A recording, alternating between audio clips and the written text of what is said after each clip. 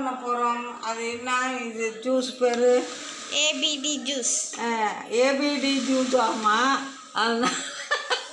பாருங்கள், அதுக்கான பொருள் பீட்ரூட்டு, கேரட்டு, ஒரு நெல்லிக்காய், இதெல்லாம் அரைச்சி வச்சுக்கிறேன்.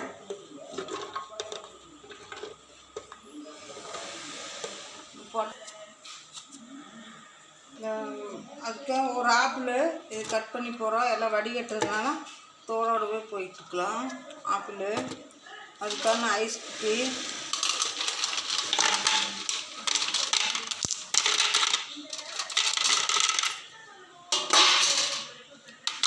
அதுக்கான சர்க்கரை, தண்ணி,